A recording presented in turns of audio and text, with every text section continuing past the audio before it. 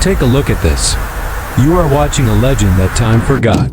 This Audi 80 has been trapped in this dark container for over 30 years, untouched and unseen. Whether you are a kid who loves cars, a young enthusiast, or an elder who remembers these classics on the road, stay right there. You won't want to miss what happens next.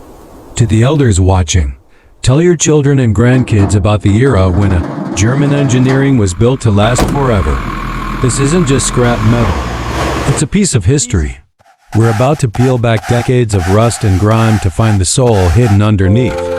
It's a transformation that will leave you speechless. Before we go any further, make sure to subscribe and hit that bell icon so you don't miss the final reveal. I also want to hear from you. What should our next project be?